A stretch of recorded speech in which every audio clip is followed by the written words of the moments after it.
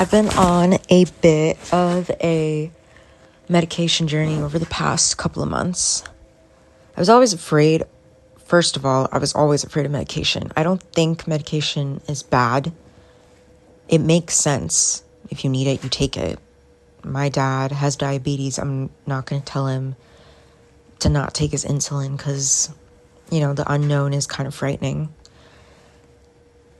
The only reason that I was always hesitant about taking mental health medication was because I've seen it being prescribed just willy-nilly. I've seen it mess with people because the doctor is just like, oh, you're sad, let me just give you this. Oh, it didn't work, let me double it, let me double it, let me double it. And I saw people taking insane things and then going off of that cold turkey and then just being in emotional turmoil way worse off than they started. And seeing that over and over again just made me afraid. I knew that if I was to ever try medication, I'd have to either find a doctor that I could fully put my heart and trust in, or I would have to be in a good enough spot myself that I could navigate that. And what had happened was a mix of both and a special third thing. After the craziness of trying to teach and the amount of anxiety that brought upon me, when I completed the first class, I just knew that what I had experienced wasn't normal. And it was frightening enough that I knew I needed to try the one thing that I hadn't tried before. I've tried so many different things to deal with my mental health. You name it, I've tried it. Everything except for antidepressants or ssris. And this experience was so terrifying that I realized I needed to try this shit. And I had come across a doctor at a walk-in clinic that I thought was good enough. I don't think they're that great. I don't think they literally have time or bandwidth to honestly care about me, but at least I could talk to them. They weren't as shitty as other doctors I've had. So the combination of those two factors, I was kind of in a spot where I could advocate for myself.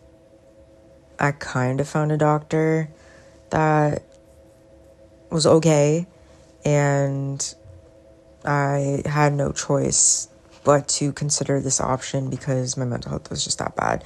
So these 3 points led me to trying Wellbutrin. I tried it for 6 months.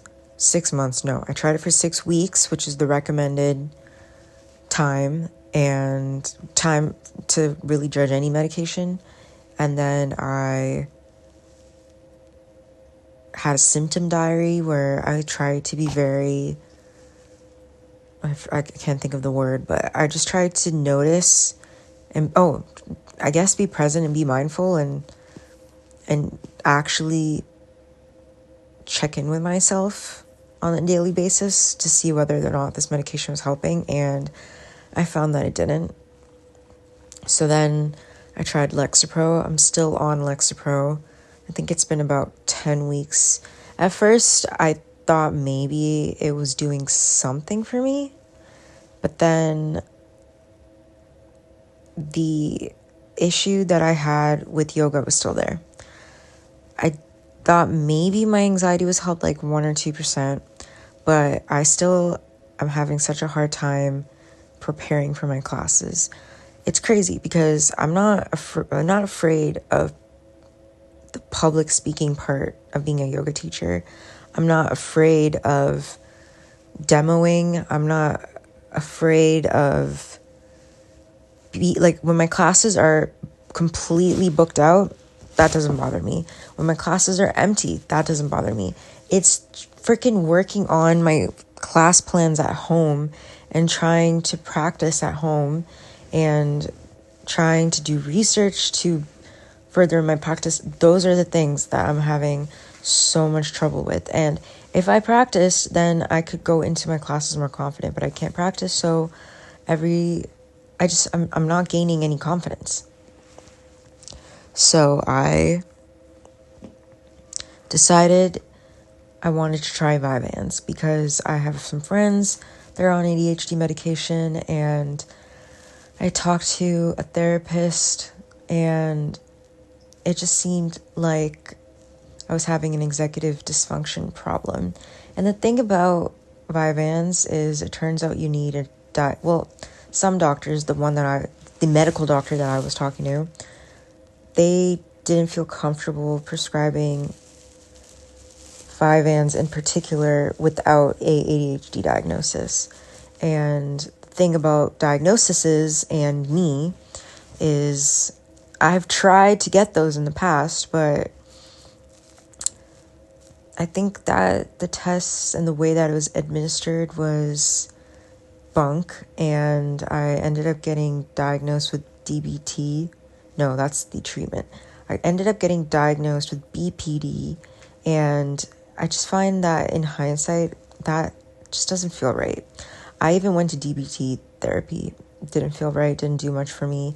And when I got that diagnosis, I was in the gutter mentally. I wasn't in a position to be able to tell the doctor that I think they were wrong, and I think that some of these tests were not fair. But during that diagnostic test, they tested me for ADHD, and the doctor basically told me I'm scoring so high in so many different mental issues that it only makes sense for me to have BPD, which sort of okay, but I think that was just because I was so depressed and my nervous system was so fried. But I just wasn't in the position to tell him that at that time. Didn't end up getting diagnosed. Tried other times, didn't end up getting diagnosed. These tests are made for like young white boys, and I'm an older brown girl. So yeah. So this time, this doctor connected me to another doctor in the walk-in clinic. This shit is so expensive. Even the first test, it was like $700 Canadian. This test was like $400 Canadian. But this time it was, you take the test with the psychotherapist and they have like an interview with you, and that's how they diagnose. And I was very frank. I told them about my experience in the past, and they ended up giving me the diagnosis. There's a part of me that feels like I talked the doctor into it and I don't actually have ADHD. But then there's another part of me that knows, well, I definitely have ADHD tendencies, like how I exhibit OCD tendencies. And I definitely have symptoms of depression and anxiety. So I don't know. I really don't know what my bucket of issues are. Also, I've heard that a lot of mental disorders, like in the brain, overlap with each other, and the DSM is a little too black and white based compared to the grayness of reality. So I ended up getting the Vyvanse, all that to say. And again, I think I forgot to finish this point off, but I talked to a lot of my friends who have ADHD, and they're more classic in their presentation of symptoms. And I'd actually tried Vyvanse, but way too high of a dosage. I tried 30 milligrams just on a random Tuesday, and I felt high. It was insane. But I noticed that I could finish my thoughts, as in, there's a lot of half-finished things floating around in my head at all times, and it takes a lot for me to like sit down, or it's only an urgency or pressure that I can complete that thought or complete that idea or complete that task. And when I tried the Vyvanse the first time, even at that high dosage, I was able to complete those thoughts easier. It was making me kind of frantic and weird, but I attributed that to just it being 30. So when I finally got the diagnosis and the prescription, I started with 10 milligrams, smallest dosage available. That's how I wanted to start. And I think I've been on the Vyvanse for like this consistent prescription for about a week and a half. Immediately, I did feel something. Like I felt more of that. I mean, on the first day of this, I felt wired. So I must have just been on, I just must have been cracked out on 30 milligrams. But basically, after that first day, I didn't feel like that wired feeling anymore. I definitely was dehydrated and not eating properly. But I've been off my like wellness routine, and I feel like I'm not giving the medication a fair shot in that regard. But I did notice an overall ability to finish my thoughts and follow through. And there's a lot of complicated stuff going on in my life right now that requires me to like sit and focus and make these abstract issues concrete and then figure them out. And it's kind of helped me. I don't know, like I've been able to move through things a lot smoother than I have in the past. And maybe it's the medication. I constantly don't know whether or not it's helping. I think it is, but the fact that I think this Vyvanse is helping is kind of made me reflect and think, is the Lexapro even doing anything for me? Because I still have mad anxiety. I still move through it because I'm strong enough and I've always done that. I don't know if I'm feeling any relief, but I am feeling relief with the Vyvanse, so should I even be on Lexapro? I've come to the decision that I'm going to try my hardest to get back onto my routine of movement, diligent eating, sleeping, whatever. Give both medications an honest shot. If the Lexapro really, if the Lexapro really feels like it's making a difference after I do these things, I'll keep it. If not, I'm going to stop it. And then I think I'll continue with the Vyvanse. And the reason, I would think that it should be easier to get back on my routine if the Lexapro is helping me, but okay.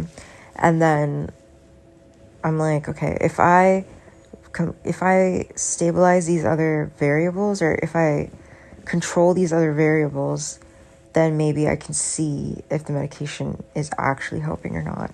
I don't know. We'll see. I'm going to try.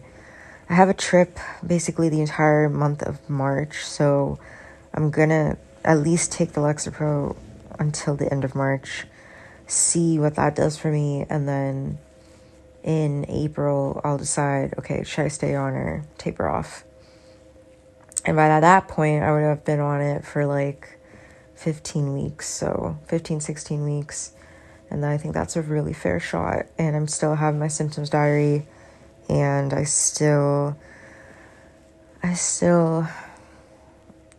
trying to be mindful, and I'm trying to ask myself, okay, like, am I good or am I high? And trying to take inventory to make sure that I'm making the right decisions.